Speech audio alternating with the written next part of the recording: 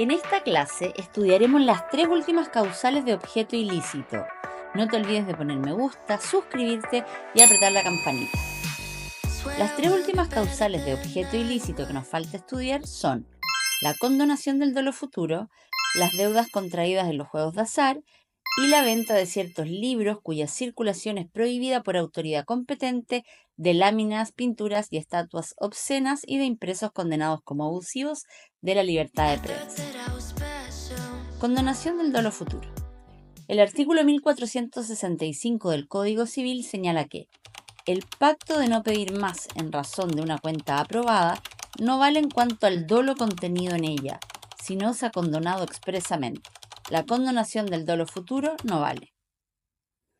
El Código nos señala que hay ilicitud del objeto en la autorización anticipada que hace una de las partes a la otra para que lo engañe.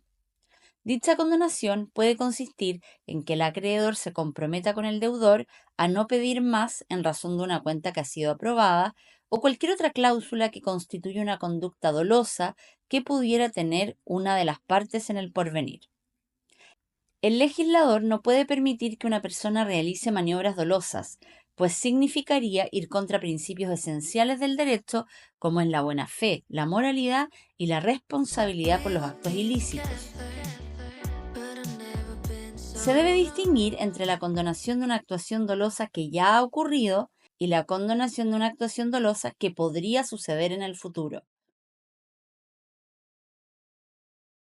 Si una vez ejecutado el hecho se descubre el engaño o dolo, este se puede perdonar, pues lo que se exige es que se trate de un engaño o dolo determinado y conocido por el afectado. No valdría la cláusula si se hace una alusión genérica a todos los actos en los que haya eventualmente actuado con dolo. El efecto de dicha condonación implica que la víctima renuncia a perseguir la responsabilidad del autor del dolo, es decir, renuncia expresamente al cobro de perjuicios derivados de ese dolo. La condonación del dolo futuro no vale. El dolo solo puede condonarse después de ser cometido, nunca antes, aunque la condonación se refiere expresamente a las actuaciones dolosas o fraudulentas sobrevinientes. Esta estipulación será nula por objeto ilícito. Vale precisar que estas normas son más bien propias del mandato. El caso sería el siguiente. Si quien encarga a otro la administración de sus negocios, acuerda expresamente que cuando finalice el mandato no le pedirá indemnización de perjuicios, ni siquiera en los casos en los que actúe dolosamente. Ese perdón anticipado no tiene validez. Y por consiguiente, si efectivamente se incurre en una administración dolosa, podrá pedir indemnización de perjuicios. Si el demandado invoca la cláusula en que se exime el dolo, el demandante alegará su nulidad absoluta por objeto ilícito. Incluso puede ser declarada de oficio por el juez al ser manifiesto en el acto contrato. Este caso de objeto ilícito corresponde al dolo que opera en el cumplimiento o ejecución de los contratos y que se contrapone a la buena fe con que deben ejecutarse los contratos. Por ende, no se trata del dolo como vicio del consentimiento que opera al momento de nacer el contrato, que no puede configurar dolo futuro. Por asimilación, que realiza el artículo 44 del Código Civil de la culpa grave, que indica que la culpa grave se asimila al dolo en materias civiles, es que tampoco es válida la condonación anticipada de dicha culpa.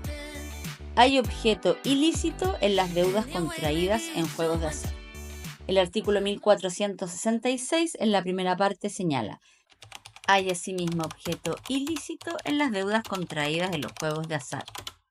Los contratos de juego pueden distinguirse según el factor que predomina para determinar a los ganadores. Puede ser la fuerza, la destreza o la suerte. Para el legislador, los dos primeros constituyen juegos lícitos y el último es juego ilícito.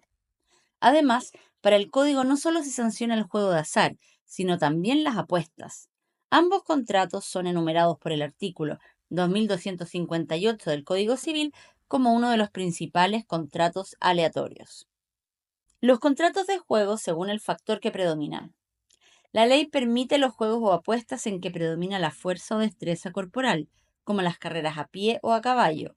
Estos generan obligaciones perfectas, Es decir, quien gana en el juego o la apuesta tiene acción para exigir el pago convenido al perdedor. La ley también admite aquellos juegos o apuestas en que predomina la destreza o habilidad intelectual, como es el ajedrez. Sin embargo, el código señala que no producen acción, sino solo excepción.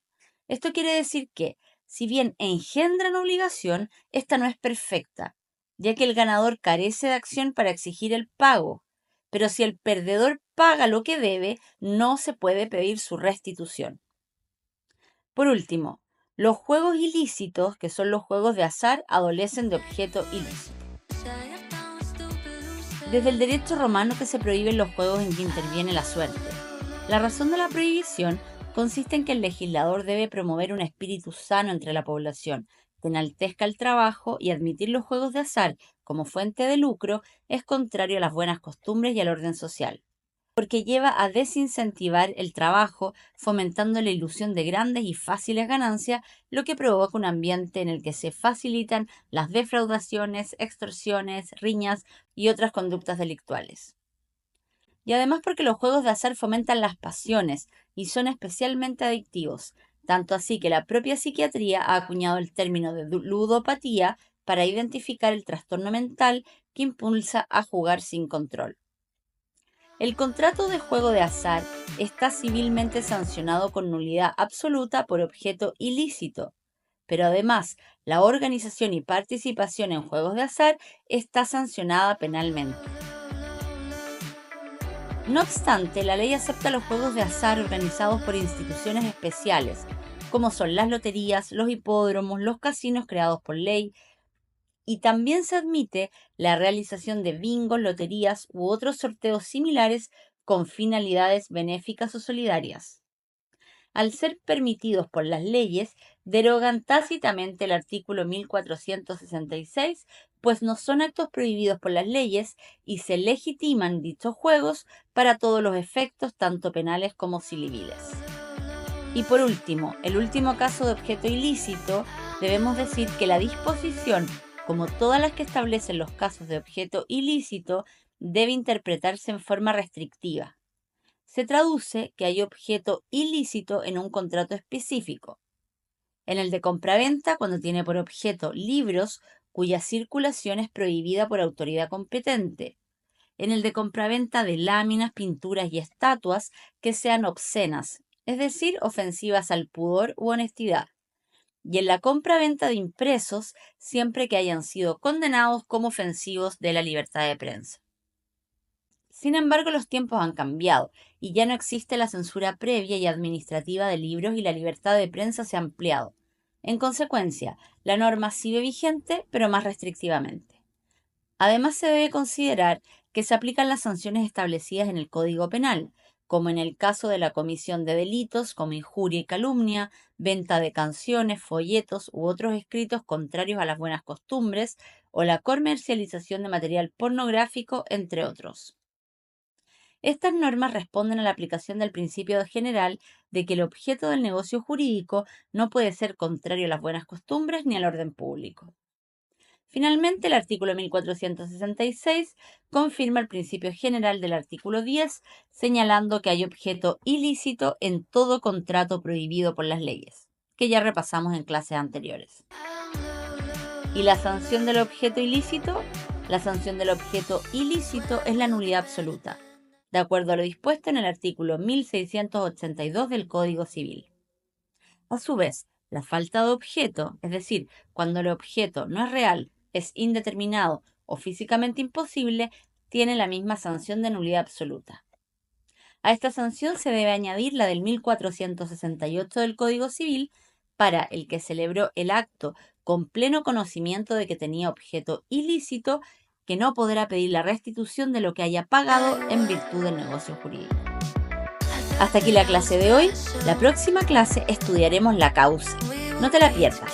Y recuerda revisar nuestro canal y examinar nuestras playlists para estudiar o aprender el derecho de un modo mucho más ordenado.